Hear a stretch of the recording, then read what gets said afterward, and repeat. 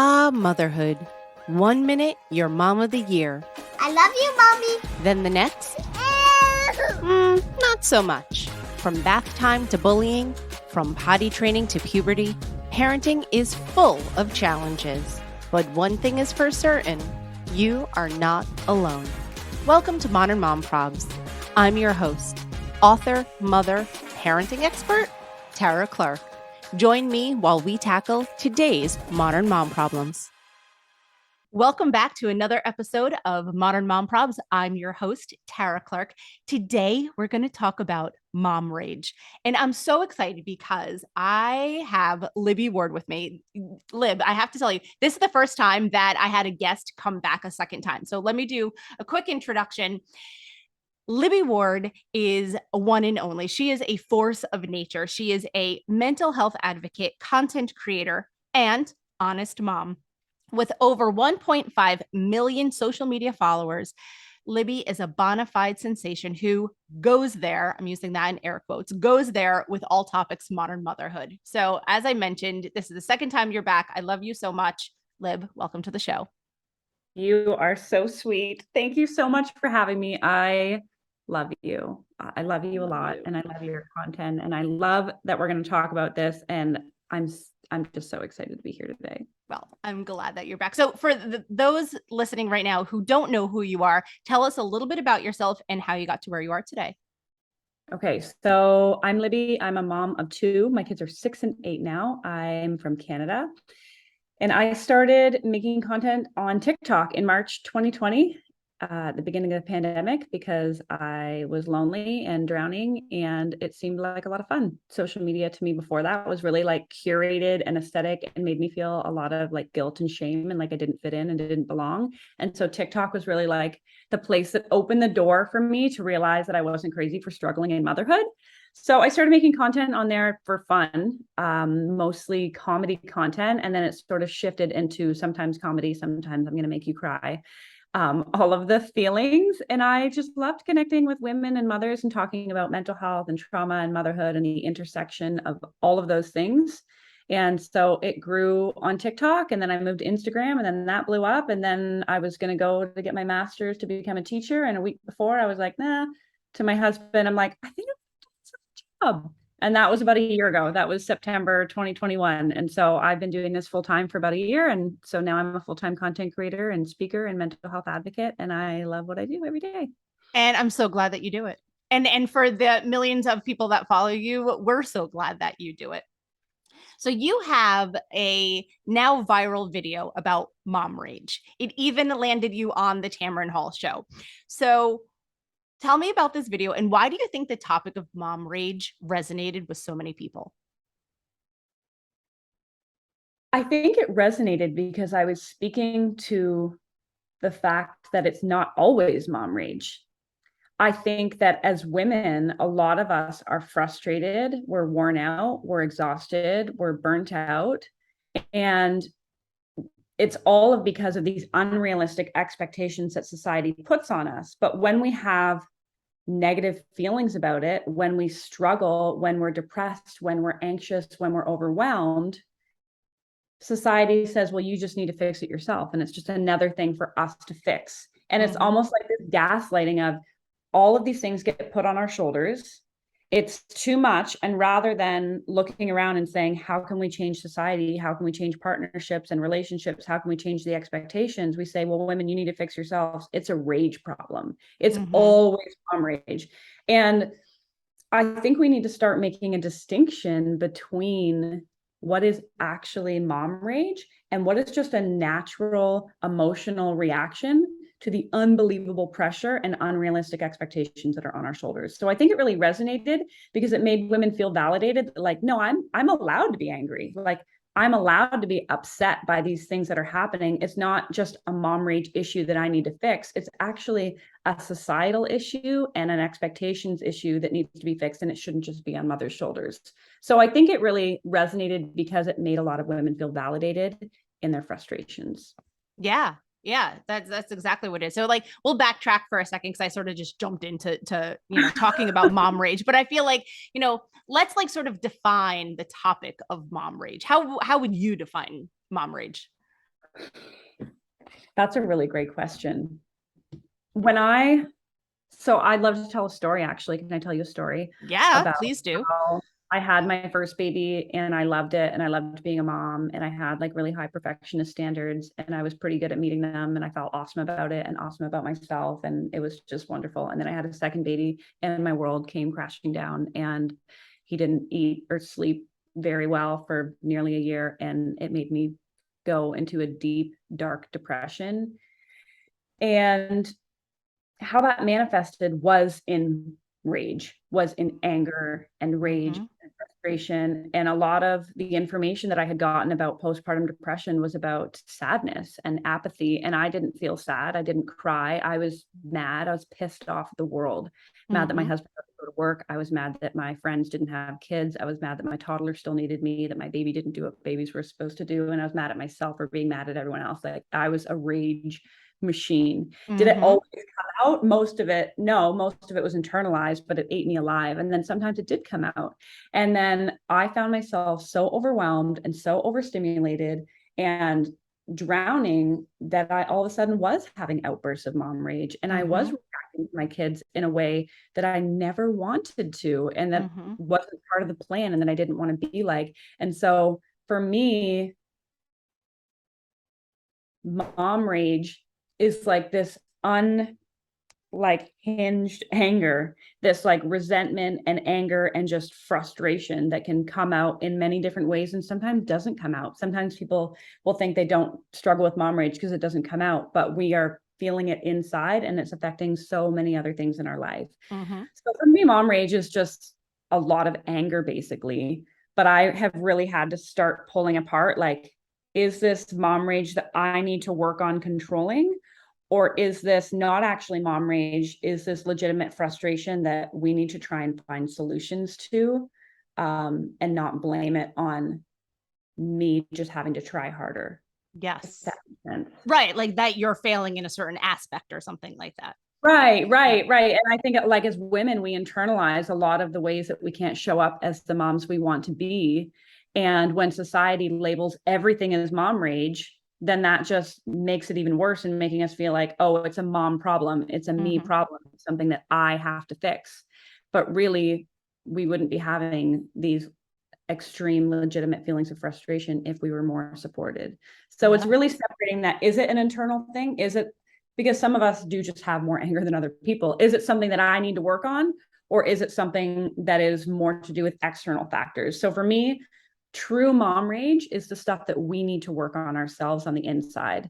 And what we shouldn't be calling mom rage are all of the things that are contributing to everything being so overwhelming that we feel these strong negative feelings. Yeah. Yeah. No, that totally makes sense. I'll share a quick story about when my son was young. I also had postpartum anxiety. I didn't have depression. I had anxiety. And so anxiety oftentimes for me at least would lead to mom rage. When my son was 4 weeks old, he was born right around Thanksgiving, right? Literally the week of Thanksgiving. So 4 weeks later was Christmas time. And instead of going to someone's house for Christmas, our first Christmas, we had people over our house, and I had a 4 week old, and we hosted Christmas. And I didn't have to cook because people brought food over, so it was sort of like a potluck. But I did have to clean everything up, and I'll never forget after that evening, the guests left, and it wasn't a ton of people, but it was enough people that we had them in our small New York City apartment. And people came and they saw the baby and they brought their food, and we celebrated and they went home. But I was left with a sink full of dishes, a house that was a mess that I needed to clean up. And I remember saying to my husband, I just can't even. I can't even. I just can't even. And I didn't even know, I couldn't even find the words to finish the sentence. Like, you couldn't even what, Tara? Like, you couldn't even what, like, clean these dishes, put the stuff away. I just couldn't even. And I just kept like repeating it over and over and over again, almost like that was just like the mantra that was in my head, because I really couldn't break through to, like I said, find the words to even truly express my frustration at the fact that we sort of against my will, hosted a holiday 4 weeks after my baby was born. Also, he was a C-section. So I was also 4 weeks out from having a C-section, and I didn't even feel great myself. I was still in pain, still trying to like move and everything like that. So that was probably my first real bout with mom rage, because again, like you said, I think it was some of those outside pressures to, Mhm. perform, host a holiday, do those things that you think like, should be easy and fun, and that's what you're supposed to do, and now you're a family and this and that. But it was challenging, and sometimes I still can't even, but at least now I could find the words for it. Yes. Yeah, no, that I can't imagine doing that 4 weeks postpartum. But, like, when you're in it, I've done it before where I'm like, I just say yes to things being like, "Oh, that won't be a big deal, like, I'm sure I can handle that," and it's not till you're, like, in the thick of it that you're like, "What was I thinking? Like, what why did Yeah. I say yes to this?" But, like, when you agreed to it, it didn't really seem like that big of a deal. It's so hard. One something that my therapist always talks to me about is how it's so easy to label anger or rage, or to label all the other negative feelings as anger or rage. And that's something that I've been trying to pull apart. It's almost like a mask feeling, like you're feeling angry, but really when you pull it apart, you're actually jealous. If I'm angry that my husband is sitting down after work while I'm cooking after working all day, am I actually angry, or am I jealous that he gets to do that? Or am Mm-hmm. I resentful that he got to leave the house? Or am I, if I'm angry that I'm alone on the holidays with my family and my husband's working shift work and all my friends are with their extended families and I'm alone, is it actually sadness? Is it grief, but it's coming out as anger? And so often, like, the feelings that we have about the situations in our life, whether it's a lack of support or loneliness or loss of identity or being overstimulated, it comes out as anger, and it's easy to label as anger. And so I've tried to do a lot of work on self-awareness of like, I'm feeling this like feeling that coming up my throat. Is it actually anger, or is the anger masking some other feeling that I'm not truly aware of? Yes. Oh, I like that. Thank you for sharing that part, because it is true. I think, going back to the household chores, right? And many times resentment can build up, but I think you're right about the jealousies. Like, you're jealous that they're sitting on the couch on their phone while you're folding laundry or cooking Right. dinner or whatever it happens to be. And sometimes it's not even like, because that makes it sound like my husband doesn't do anything. My husband is like a fantastic partner, and I think he does more laundry than I do. We share the load equally, but at the end of the day, and I don't actually mean the literal end of the day, I mean generally speaking, he he is better. And they say men are just better at resting. They are better at leisure time. They are better at like compartmentalizing things and mentally going, I've done my tasks, I've done what I need to do. This is my leisure time. And they sit down and they don't feel guilty about it. Like they scroll, or they go play golf, or they do what they need to do, and they don't feel guilt. Whereas as moms and as women, it's like, I don't want to say it's naturally ingrained. I think it's also socially ingrained in us that we should always be productive. We should always be doing things. So even when we technically have done enough, when we sit down, we still feel guilty. And Hmm. sometimes it's a jealousy and resentment of the fact that they can do it without guilt. It's not that they can do it and you can't, it's that they can just do it and not feel bad about it. Yeah, exactly. Like, I think that there's something about mom guilt and correlating that to being like, I'm a bad mom if I sit and scroll my phone for a while, right? Or let's say you go to the playground and you see a mom scrolling her phone versus like a dad scrolling their phone. More often than not, that mom will catch more flack for like, why isn't she paying attention to those children? Like, maybe she's on an important call, maybe her father is not well and she needs to like speak with the hospital, or Or maybe she's you never know what's going on in someone else's life. Or maybe she just needs 5 minutes to herself because she hasn't been on her phone all day. and and so it's important to show grace to people and not, pass judgment and stuff like that. But I think that um men, like you said, like, can not feel that mental load of like, oh, I'm a bad dad if I'm scrolling my phone. Whereas like women are like, oh, I feel guilty. I could be doing X, Y, and Z instead of what I'm doing right now. Right. And some of it, I'm sure, is internal, but it's also the social factor. I heard someone tell a story the other day about how, their husband was in charge of getting the kids to school on a certain week. And a few days in a row, he had either forgotten to pack a lunch or forgotten to, send a sweater or different things like that. And even though it was the dad's responsibility and the dad had done it, the school called the mom. The school emailed the mom. The people in their lives made the mom feel like she had failed, even though it was the father in the situation who actually slipped up. Mm-hmm. And so you just see that as a society, women and mothers are held to this like higher standard than dads are. So it's internal, but it's also external, because at the end of the day, if someone comes over to your house and it's messy, they're not thinking, oh, this dad should really be like keeping on top of this house. They're thinking, what's this mom doing? And it's so internalized that like childcare and things around the house are on women's shoulders. And so we feel that constant pressure that we can't mentally switch off. And then that contributes to our overstimulation of like the mental load and like the physical load and all those things that make us like have our window of, what's it called? Window of tolerance. That's it. The yes tolerance is so much shorter because you have so many things going through your brain all the time and all the pressure. And if things don't come together, it's going to be on your shoulders. And so then, yeah, I think we do snap more easily because there's just so much all of the time.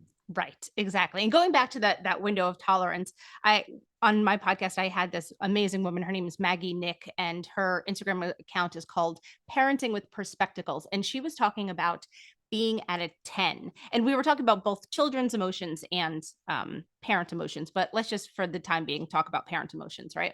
So if you're at a 10, you don't have much leeway to go before you snap. But if you're at, let's say, a 5 or a 6, there is a large gap of BS that you can deal with before you get to a 10 and snap. And so what you want to try to do, obviously, is be lower so that you have more leeway, so that you're not a full teacup all the time. Because you know what happens to a full teacup, right? It's going to slosh over. But if you lower the amount of fluid in the teacup, then you have more space to be able to work with. And our emotions are the same way, right? And our mental load is the same way. And so I like that window of tolerance. And the part where it ties back into, is it mom rage or is it mom is doing let me start again. Mom is doing all the things for all the people all the time, and she's naturally frustrated. Mm-hmm. Where's it going with that? You can cut this out, right? I had a perfect. That's fine. I'll take it out. No, we're going to cut this part out. It was the perfect analogy. Let me start again. That's fine. Yeah. So we're going to cut this part out. So if we take is it mom rage or is it mom is doing all the things for all the people all the time, you can really start to separate what those things are. And when we think about our cup spilling over, should we just add onto mom's plate? You need to be the one to bring yourself down to a 5 or 6. What can you be doing differently? What can you start to do? Can you start to do yoga? Can you wake up early or get yourself ready? All these things that we put on mom's plate to try and lower her number, when really it's like, what can we put on dad's plate or the partner's plate? What can society start expecting less of mothers so that our window of tolerance is a little bit bigger? Yeah, absolutely. Preach on that. You really have your finger on the pulse of modern moms through your TikTok and your Instagram. What were your followers saying to you about the mom rage video? What were they talking about in the comments? A lot of moms were just saying, thank you for saying this. It feels like I'm the problem, that I need to fix myself. And I'm realizing that it's not just me, that it's everyone. And I think what we really saw with that video and the comments and the DMs that I got after that is that it is such a big social issue. It's not just one person, one family, or one town. It's so many moms all over the place are feeling the exact same way. And so that says, there's something that needs to be fixed. And And so many women have no idea how to fix it. It's like you just feel these feelings and it feels like you're going crazy because nothing you do seems to help. And so I think people were just grateful that somebody put words to it. Yeah, I agree. I think a big part of it too is really, I know for me personally, it was like setting boundaries, right? That, Mm-hmm. maybe you say no to hosting Christmas 4 weeks after your son was born and you're still recovering postpartum. Or, maybe you say no to those things that aren't serving you necessarily. Um, I think it's important to have that conversation with your partner if you have a partner to say, hey, where can we split up responsibilities? And the talk about mental load is an incredibly important talk. And I know you read Fair Play by Eve Rodsky, and she's actually going to come on the podcast like in a few months. So I'm excited about that. So stay tuned for that one. Uh, and it's important to have those discussions. They're really sticky and icky kind of discussions to start to talk about, but they're so important for your family's well-being and your own mental health. Absolutely. And I don't think that we really truly understand how much of a domino effect that mother's well-being has on the entire family system, not just your partnership, not just your kids, but the whole way this family functions, and then the way the family functions like within the community as well. When you have a mother who is having her well-being taken care of, then that benefits everybody. Mm-hmm. Mm-hmm. Yeah, it really does. So for you Yeah. personally, like when you feel like you're starting to get to a 10, how do you bring yourself down? How do you calm yourself down? Can I tell you a story? Yes, I love stories. I love stories. Stories are just the way to remember things. So yesterday, I was working from home as I do every day. And right now, my husband is away working. He's gone Monday to Friday. He decided yesterday on a Wednesday he was going to make the 2 hour drive home to visit in the evening. Okay. So I had been working all day. My meeting went late. So I didn't start cooking dinner until after 5. And, my one child was having a bit of a tantrum and crying, and I'm cooking dinner. And then my husband comes in the door, and as I'm cooking dinner and I'm thinking of all the things that I didn't get done, like for our family, like booking appointments and calling the school and all these other things, as I'm cooking, because my workday went late, I'm stressed out. Like I'm at like a 9.5, and he's literally just trying to tell me about his day. So calmly, just sitting there telling me about his day, trying to connect with me, not doing anything wrong, just telling me about his day. And I just stopped him and I was like, I really want to hear about your day, but I can't hear it right now. Like I'm going to snap. And if I had have snapped, it would have seemed like I was snapping just because he was talking to me. And that would on the outside look so unreasonable. Like I'm just trying to tell you a story. And here you are snapping at me. Like I drove 2 hours home. He wouldn't say these things, but that's what it Mm-hmm. looked like. But the reality is I was aware of all of these different things. Like I'm cooking, I feel behind, I have all these things in my mind. He's talking to me. What can I do? I can't just stop cooking dinner because like Mm-hmm. I'm hungry. I'm also hangry. So that made it even worse, right? Yeah. We talk about like meeting our biological needs for like sleep and food. So like I'm starving, like I'm so hungry at this point. So what do I like? It always for me starts with self-awareness. If you're not aware of the things that are making you feel like you're at a 9 or a 10, then you have no idea what you can practically do to stop yourself from losing your mind. Mm-hmm. Right. And then that awareness is going to inform what you do as well. On a different day, it might not be that it's him talking. It could be that the TV is too loud, or it could be that the kids are fighting or whatever. So then that awareness is going to contribute to it. So yesterday, my strategy was asking my husband to stop talking. On a different day, it could be putting the TV on. On a different day, it could be going into my bedroom and locking the door and covering my head with a pillow. So there's different things that we can do every day when, we feel ourselves reaching that point, or even just things we build into our routine. So our routine now is like if we go out, and anytime I go out with my kids, I just find it so overstimulating, whatever we're doing, even if it's fun, like just the noise and the thinking and all the things. So our routine now is when we come home, like the kids have quiet time and I have quiet time, like whether it's in my room or whatever. If my husband is there, he watches the kids. If he's not, then the TV goes on. And so there's things we build into our routine. There's things like me using noise canceling headphones or earplugs, because I get so overstimulated by noise, but that just by taking that like layer of noise out, it just brings me down a notch or two. Mm-hmm. So it's things like that. And even just waking up each day and being like, okay, how did I sleep last night? How am I generally feeling? What is my stress level? What does the to-do list today look like? And like, can we realistically attain it? So like maybe you planned on like cleaning out the front hall closet today, but you slept 2 hours last night. Are you still going to keep the same expectation? No, you're going to change it. And then it's also getting comfortable with disappointing people. So if you said, I was going to do XYZ with a friend tonight, or I committed to doing XYZ for somebody, and you're having a horrendous day, rather than saying, oh, I still said I was going to do it, so I'm going to do it anyway, and then having a breakdown, be okay with being like, I can't do this. I said I was going to, or I know I've done Christmas every year, but I can't do it this year. And it's being okay with setting those boundaries and disappointing other people because you are valuing your own well-being. Mm-hmm. That's a really long answer, but it was a great answer. Self-awareness.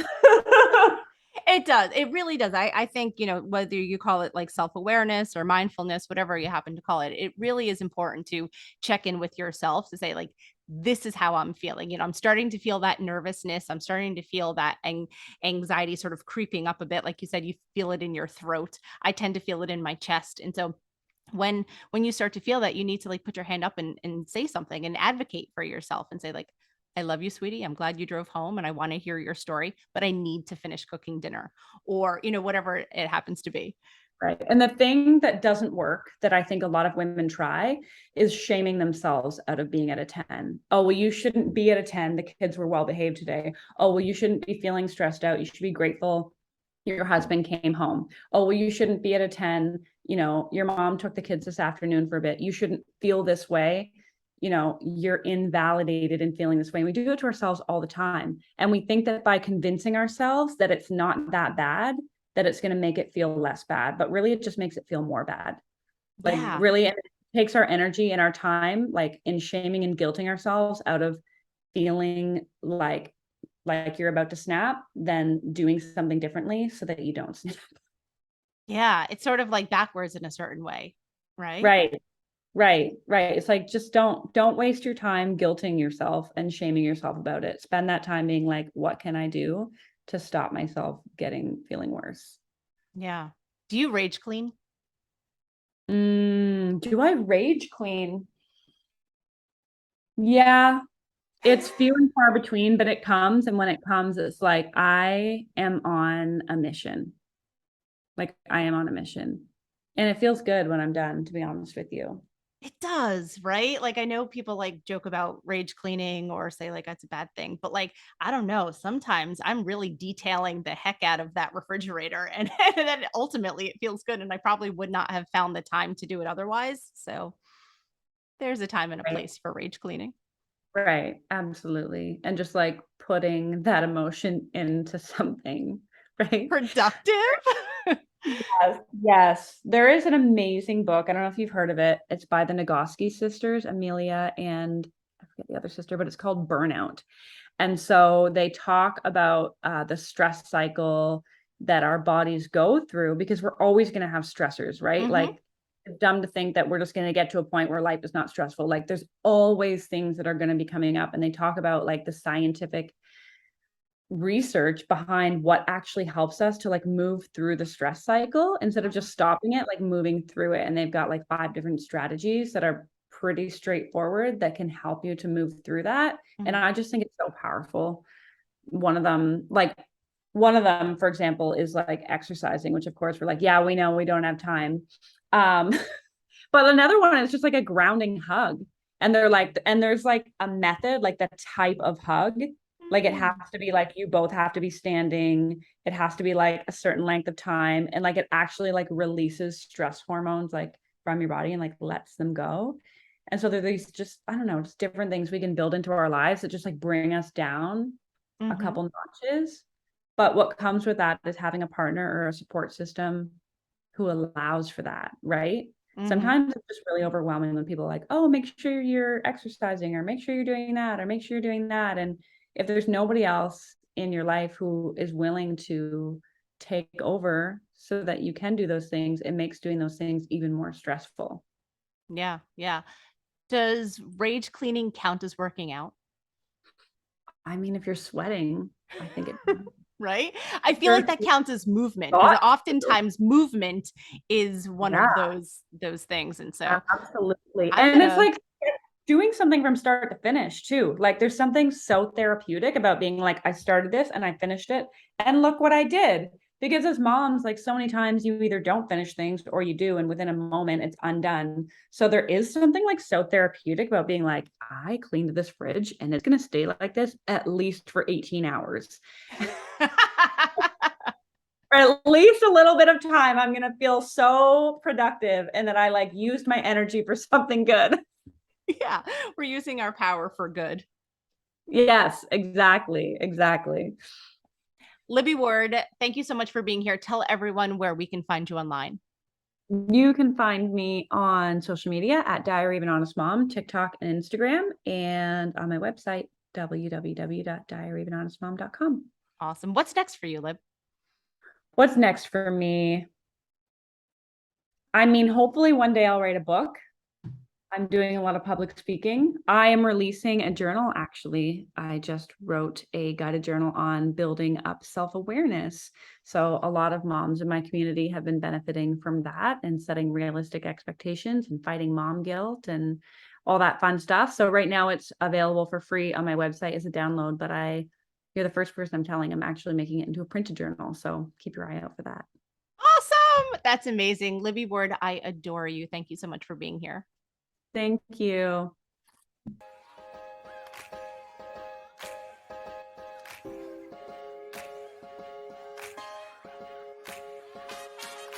Thanks for listening to today's episode of Modern Mom Probs.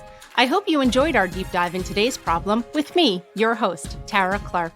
Join me next time when I'll be interviewing another great guest and tackling another modern mom problem. If you enjoyed today's episode, please leave us a review and a rating. As always, you could head over to Modern Mom Probs on Instagram and give me a follow, or check out my book, Modern Mom Probs, A Survival Guide for 21st Century Mothers, available online wherever books are sold. Well, that's it for today. See you next time, folks.